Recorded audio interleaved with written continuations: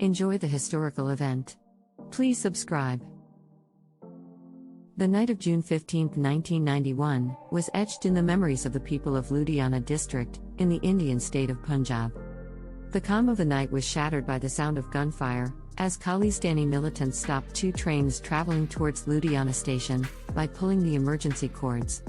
Within moments, chaos and terror spread through the carriages, as the militants opened fire on the passengers, who were mostly Hindus. The attack was sudden and brutal, catching the passengers off guard. Screams of agony and despair echoed through the train, as the militants continued to shoot at anyone who moved. The darkness of the night was illuminated by the muzzle flashes of the militants' guns, as they continued to rain bullets on the hapless passengers. By the time the firing stopped, at least 80 passengers lay dead, with many more injured. The militants fled the scene, leaving behind a trail of destruction and despair. The train slowly made its way back to Badawal station, where the rescue team arrived, accompanied by doctors.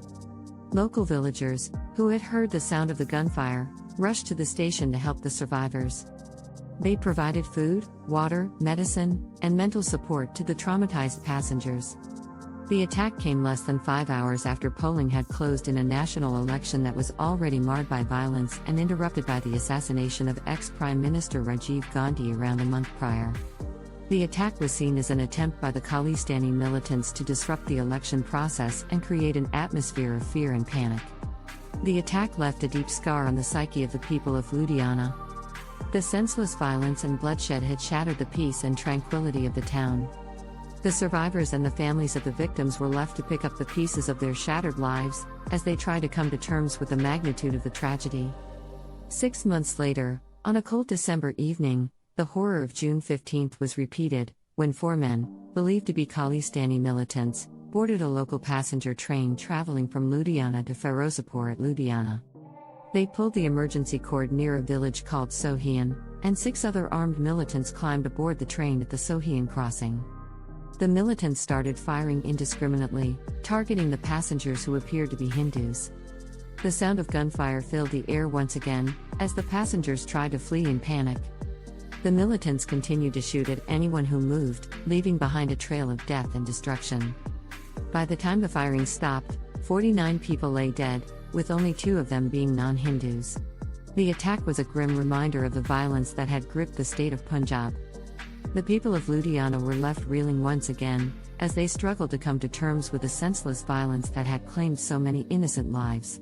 The attacks had left a deep scar on the psyche of the people, and it would take years for them to heal from the wounds inflicted on that fateful night. The Punjab Killings of 1991 had left an indelible mark on the history of India. The senseless violence and bloodshed had claimed the lives of so many innocent people, leaving behind a trail of despair and destruction.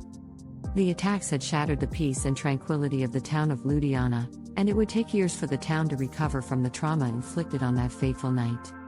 The attacks were a grim reminder of the price that we pay for hate and intolerance, and the need for all of us to come together to build a more peaceful and harmonious society. The Punjab Killings of 1991 had a significant impact on the political landscape of India as well. The attacks were seen as an attempt by the Khalistani militants to create chaos and panic and disrupt the democratic process. The government responded with a heavy-handed crackdown on the militants, and several of them were arrested or killed in encounters with the police. The violence had also put a strain on the social fabric of Punjab, which had traditionally been a melting pot of different cultures and religions. The killings had created a sense of distrust and suspicion among the various communities, and it would take a long time for the wounds to heal. Over the years, there have been several attempts to bring peace to the troubled state of Punjab. The government has initiated several programs to address the grievances of the people and to create a more inclusive and harmonious society. The militant groups have been weakened considerably, but there are still sporadic incidents of violence, reminding us of the fragile peace that exists in the state. The survivors and the families of the victims of the Punjab Killings of 1991 continue to bear the scars of that fateful night. The memories of the senseless violence and bloodshed have left a deep imprint on their minds, and it is something that they will never forget.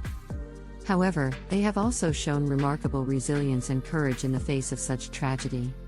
They have rebuilt their lives and have moved on, but the memories of their loved ones will always remain with them. The Punjab Killings of 1991 were a dark chapter in the history of India.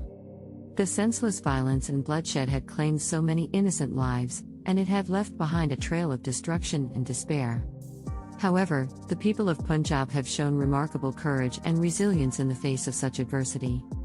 They have come together to rebuild their lives and to create a more peaceful and harmonious society. The Punjab Killings of 1991 may have left a scar on the psyche of the people, but it has also shown us the power of the human spirit to overcome even the darkest of times. Thank you for watching. Please like, comment, and subscribe.